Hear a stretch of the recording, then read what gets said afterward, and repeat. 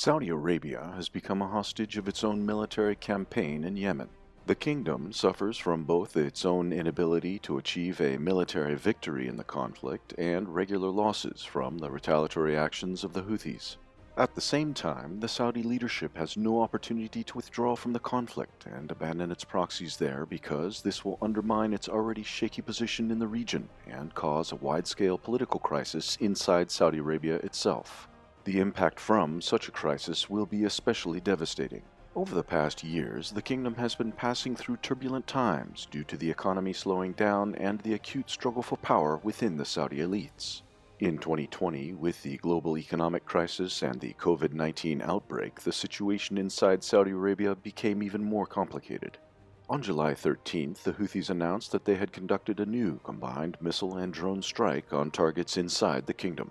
According to Brigadier General Yahya Sari, a spokesman for the armed forces of the Houthi government, the strikes hit the following targets: positions of U.S.-made Patriot missile systems, warplanes shelters, and the housing complex for pilots at Hamis Mushet, military sections of Abha, Jizan, and Najran airports, the oil infrastructure in Jizan.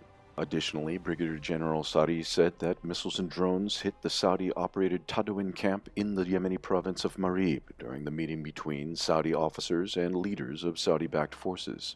Dozens of members of Saudi-led forces were killed and injured in the attack, according to Brigadier General Sari. The Houthis warned that they will continue their strikes on Saudi Arabia until the end of the Saudi-led blockade of Yemen. This is the second Houthi strike on targets inside the kingdom in less than a month. On June 23rd, Houthi forces launched missiles and drones at military targets near the Saudi capital of Riyadh. Commenting on the July 13th incident, the Saudi military claimed that it had intercepted 8 booby-trapped drones and 4 ballistic missiles launched towards Saudi Arabia. The coalition often denies any losses or casualties as a result of Houthi strikes and works to censor data appearing through social media networks.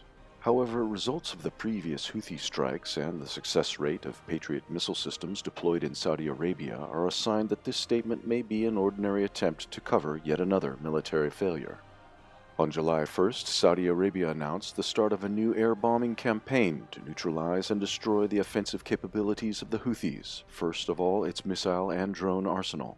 Since then, multiple Saudi airstrikes have hit the provinces of Sa'dah, Marib, Al-Jawf, Hajjah, Al-Baida, as well as on the Yemeni capital of Sana'a.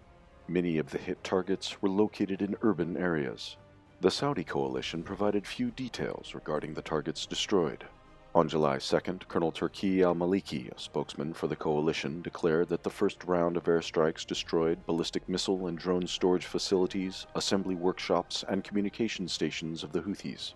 On July 3rd, the coalition announced that its warplanes had destroyed 2 booby-trapped boats 6 kilometers south of the Salif port in the province of Al-Hudaydah.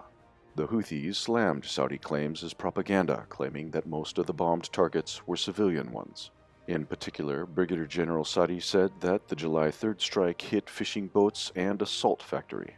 The July 13th strike on Saudi Arabia contributes to the version that the Saudi coalition at least overestimated its results of its bombing campaign. At the same time, the Houthis continued successful offensive operations against Saudi-backed forces in the provinces of Marib and Al-Baida. In the current conditions, the further development of the conflict creates a real threat that the kingdom's leadership will not only lose the campaign in Yemen, but will struggle to deal with a Houthi offensive in the south of Saudi Arabia. Such a scenario may eventually lead to the collapse of the current Saudi regime.